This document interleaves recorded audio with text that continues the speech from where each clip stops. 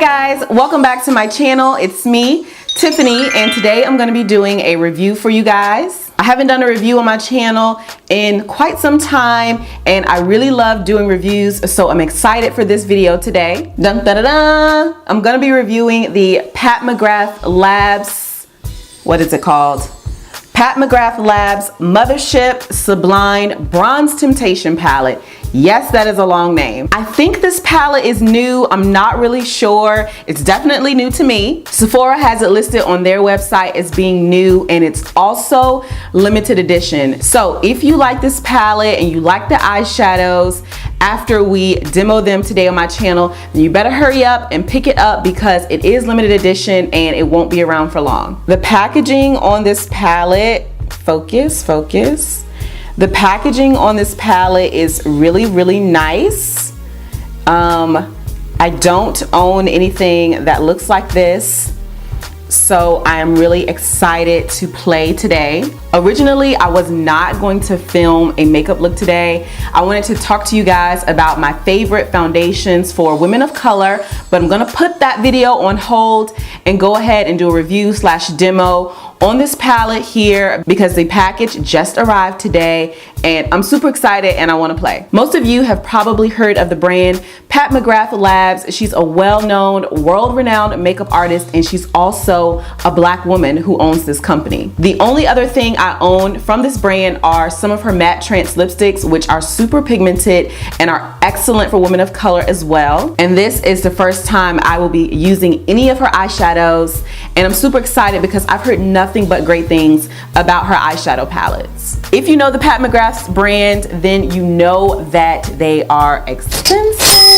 They are right up there with Natasha Denona prices, but from what I hear, these shadows are way better than Natasha Denona, so I can't wait to apply them to see how they blend and to see how pigmented they are. Okay, so enough chit chat, enough talking. Let's go ahead and jump right into the palette. So this is considered one of the mini palettes. She has other palettes out that have more colors, and those run about $125, I believe, and the mini here is about $55 on Sephora.com. But I used my 20% off discount, so I saved a little coin. As you can see, my base is done. I have on my foundation, my concealer, all of my powders. Brows are done. We're almost there, except we're missing some shadow. I want to try to keep things very simple on the eyes today, but every time I say that, things get a little out of hand, so wish me luck. The goal also is to only use shadows from this palette, so I'm going to try my very best to stick to only the shades in the Sublime Bronze Temptation palette. The first one I'm gonna pick up is Dark Paradise. We've got a little kickback on the palette, but kickback never bothers me. If you're one of those where kickback is a problem for you, that may be a negative or that may be a con for this palette, but kickback never bothers me. I'm gonna start by packing this color right into the crease. Already we've got some great pigmentation going on. This is a super pretty brown. I am really loving how pigmented this is. Okay, now that we have the color packed on nice and dark, I'm gonna go in and blend out the edges.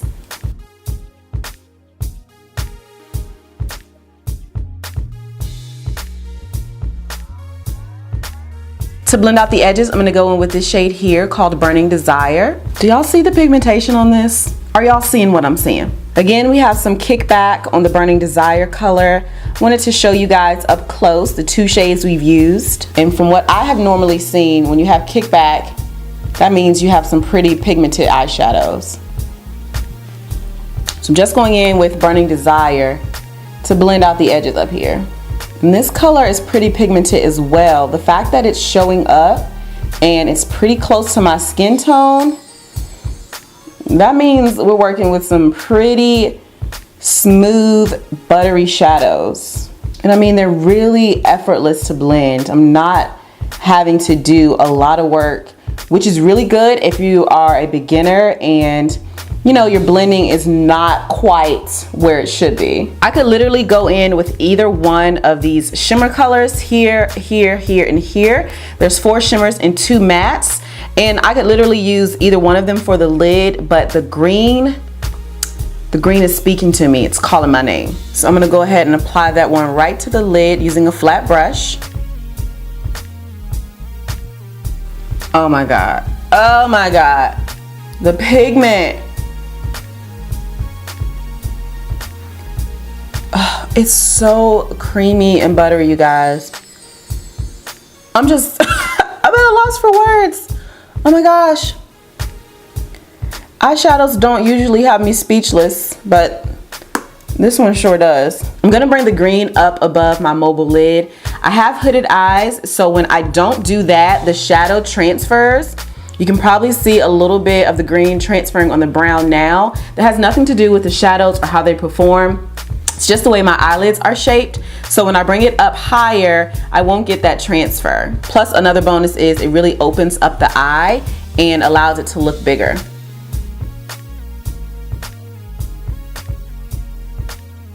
So it's kind of like you're cutting the crease, but not really. I'm sorry, but do y'all see this? Do you see the pigmentation on these shadows? They're so smooth, they're so blendable. I have a little bit of fallout here on my face from the shimmer color. Fallout doesn't bother me either. Normally, that is why I do my eyeshadow first and then foundation.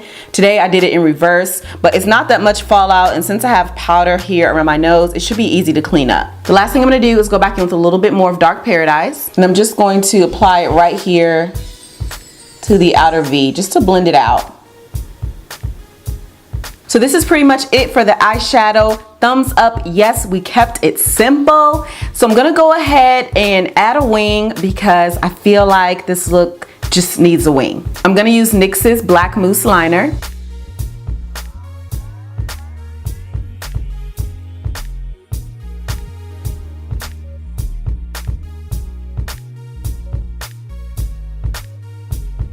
I pretty much finished the rest of my face off camera. I added lashes, blush, and highlight, but we're not quite done with the eyeshadow yet, so we're gonna go back in and work on the lower lash line. I'm gonna go back in with Burning Desire and blend it right on the lower lash line.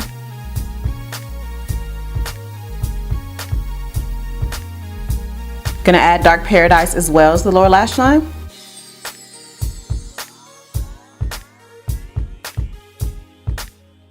Gonna add some black to the waterline. I'm gonna go ahead and highlight the brow bone and inner tear duct with this color here.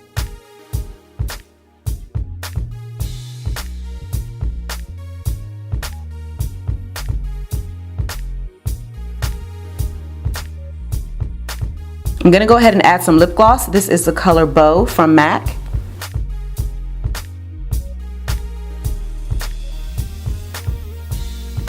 Okay guys, this is the completed look, really cute and simple. Final thoughts about the Bronze Temptation palette by Pat McGrath. I freaking love these eyeshadows. They're creamy, they're blendable, they are super pigmented. I really don't have any cons about the shadows. I mean, there was a little bit of kickback in the pan, but that doesn't bother me. There was some fallout on my face from the shimmer shadows, but that doesn't bother me as well. When you have a little bit of kickback and fallout from an eyeshadow, those two things could mean the shadows are very creamy and very pigmented. So I ain't mad at it. The only complaint that I have is that I wish she would release some palettes with more eyeshadows. This one has 6 and I believe her largest palette has 10. I know if she releases some mega palettes with like 20 or 30 shades, it's gonna be super expensive, but I think it's worth the price. I don't even consider the price a con. This palette was, again, $55. But if you are a makeup enthusiast like myself, then you will think that this palette is well worth the 55 bucks. Or even if you're not a makeup enthusiast, but you don't want to spend a ton of time blending and you don't want to mess around with shadows that aren't super pigmented, I would say give this brand a shot when it comes to eyeshadows. One thing I noticed about shadows that are a little bit on the cheaper side, yes, they show up pretty pigmented, but once you start to layer on colors, especially mattes, everything kind of goes gray and you can't really see the color detail. Pat McGrath shadows are more on the high end, of course, so you're not going to run into that problem when it comes to layering and blending. I have definitely been converted to a Pat McGrath fan when it comes to the eyeshadow palettes. I gotta tell you guys, I'm gonna leave Natasha Denona alone. Her shadows do not compare to the quality of the Pat McGrath eyeshadows, and they're at the same price point, but I feel like you get more quality for your money when it comes to the Pat McGrath shadows. Okay guys, that wraps up this video. I hope you enjoyed it. You know what to do if you did. Give this video a thumbs up and subscribe to my channel. Be sure to hit the notification bell so that you can be notified every single time I upload a video, which is twice a week. Don't forget to follow me on Instagram, Facebook, Snapchat, and Twitter. I will link all of those down below in the description box. I want to thank you all so much for watching, and until my next one, bye!